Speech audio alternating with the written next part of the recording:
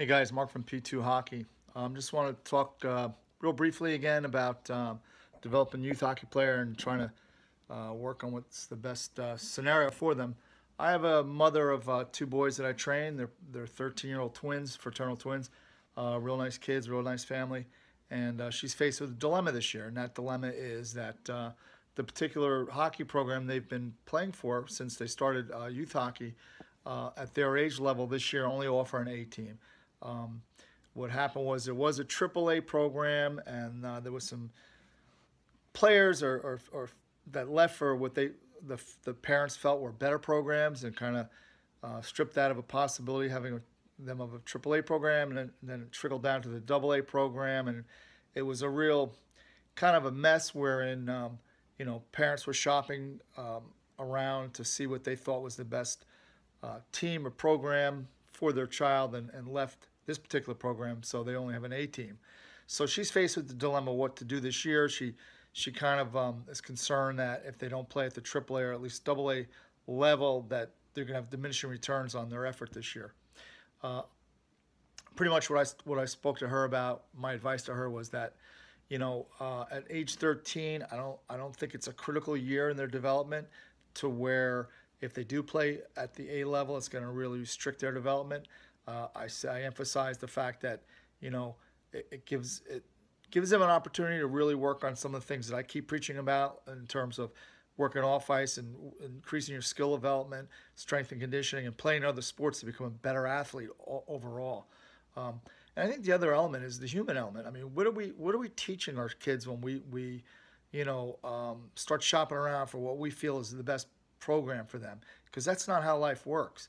Um, you know, um, so in any event, that's what I told her, and I think the route she's going to take, and we'll see how it goes. I think there's going to be a good outcome. I mean, if the player was 15 or 16, I'd say, well, this is a critical year. Um, they really need to play at the best level that they're capable of playing.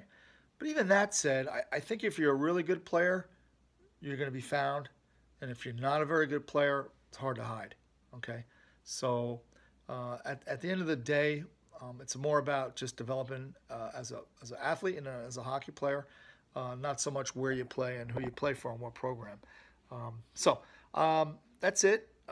Again, this is Hockey 101 from P2. We're going to cover a lot of different topics, including nutrition and training. And I'm going to interview NHL players, see what their route was to get to the NHL, what they would do over again or keep the same.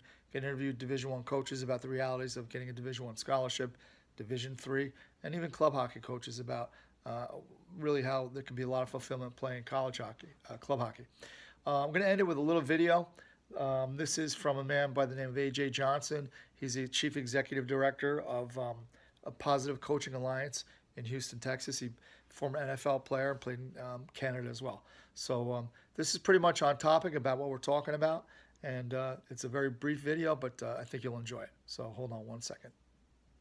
Another thing that sort of bothers me a little bit about our society, as parents sometimes, and just as coaches, unfortunately, we always think there's a better way. So I'm going to go take this kid and go put him on another team, or I'm taking my child from this team because this team over here won a lot last year. Well, trophies sort of collect dust, but we're not teaching kids what it means to be committed to a program. And, when they get older, they're not going to be able to switch jobs every semester or every season because they don't like it. It's just not practical. It's not realistic. So, we have to let our youth go through some things in order to produce productive citizens in the world, because that's what this is about. We're trying to create a different culture in the world through sports. And there's no other way to do that than letting those kids experience these life lessons as they go along in their journey.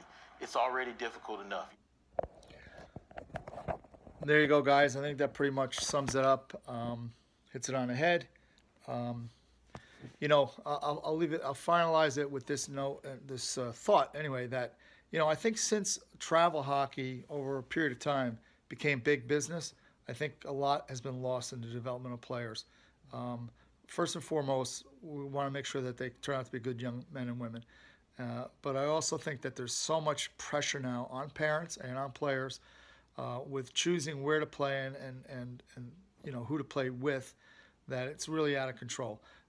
My view is youth hockey